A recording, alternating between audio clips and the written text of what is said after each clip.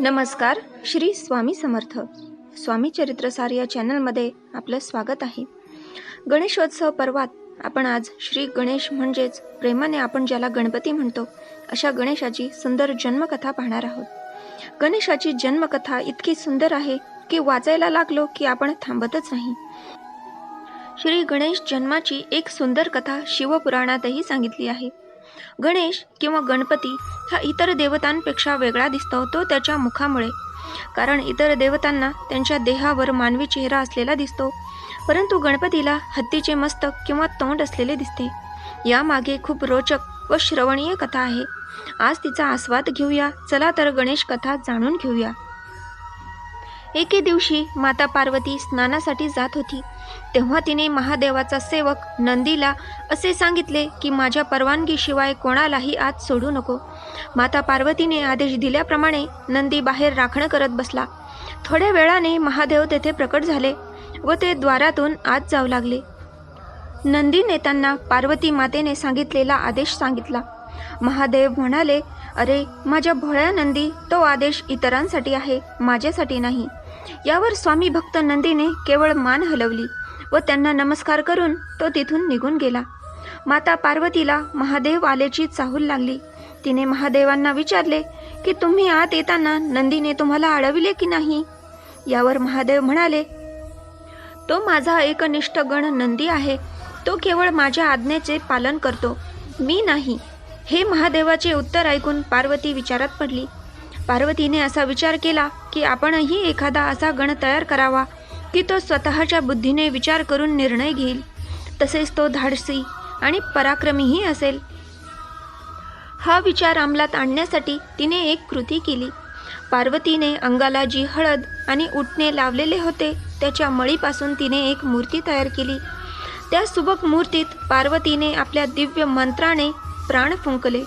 ती सुंदर मूर्ती आता एका रूपवान बालकात रूपांतरित झाली. पार्वती त्या बालकाला निहाळतच राहिली. तिने त्यास बालगणेश अशी हाक मारली. तो बालगणेश तिला माता म्हणून बिलगला. माता पार्वतीच्या डोळ्यात आनंदश्रू दाटून आले.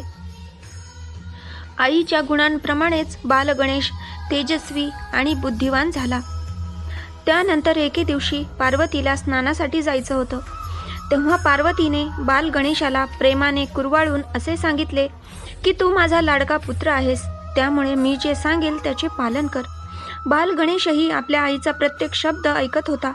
पुढे ती असं म्हणाली की बाळा, मी स्नान करण्यासाठी आत जात आहे, तू दारावर उभा राहा व कोणासही आत येऊ देऊ नकोस. बाल गणेशाने तसे वचन आपल्या मातेस दिले. माता पार्वती स्नानासाठी निघून गेली. त्यानंतर बाल गणेश दारावर द्वारपाल म्हणून पहारा देऊ लागला. काही वेळानंतर देवाधिदेव महादेव तेथे आले. दाराबाहेर एक लहान बालक त्यांना दिसले, परंतु त्या बालकाकडे विशेष लक्ष न देता ते आत जाऊ लागले. तेवढ्यात बाल गणेशाने त्यांना पाहिले व म्हणाला, थांबा, तुम्ही कोण आहात? तुम्ही आत जाऊ शकत नाही, मी इथे द्वारपाल आहे.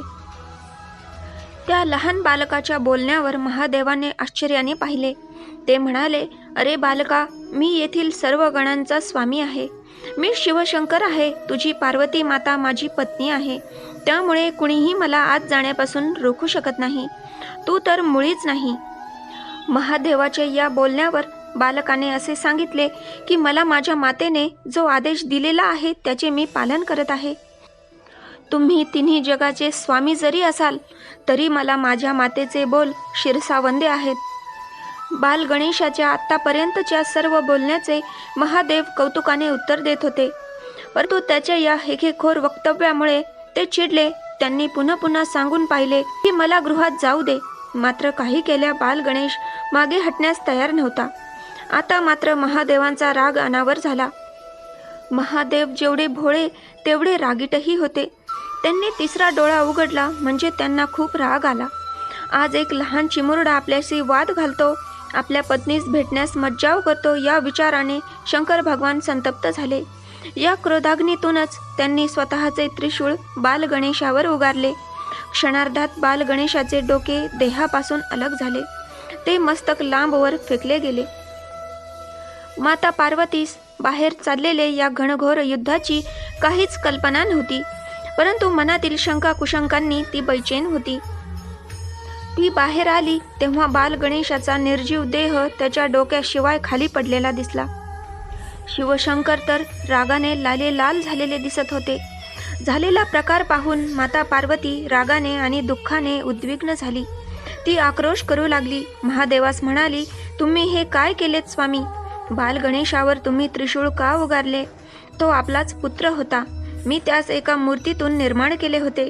मला माझा बाल गणेश पुन्हा जिवंत करून हवा आहे.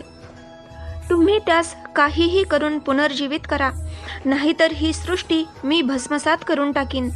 पार्वती माता अगदी उद्विग्न झाली होती. माता पार्वतीचे हे निर्वाणीचे बोल ऐकून प्रत्यक्ष शिवशंकरही आतून हादरले. महादेव आता काय करावे या विचाराने पछाडून गेले. सर्व देव देवता गण हे देखील भयभीत झाले. माता पार्वतीच्या कोपाला शांत करण्यासाठी बाल गणेशास पुन्हा जिवंत करण्यावाचून कोणालाही दुसरा तरणोपाय दिसत नव्हता.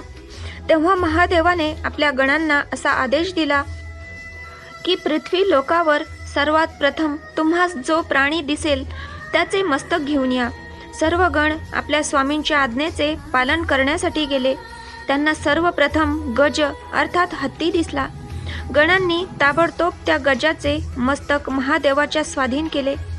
महादेवाने ते शीर बालगणेशाच्या देहावर लावले आणि आपल्या मंत्र उच्चाराने त्यास सजीव केले. आणि काय आश्चर्य, बालगणेश उठून आपल्या मातेस जाऊन बिलगला. बालगणेशाचे हे नवीन रूप पाहून माता पार्वती बरोबरच सर्वजण आनंदित झाले. महादेवाने बालगणेशास जवळ घेतले आणि त्याला असा आशीर्वाद दिला की तू सदैव शुभ कार्यात प्रथम पूजिला जाशील.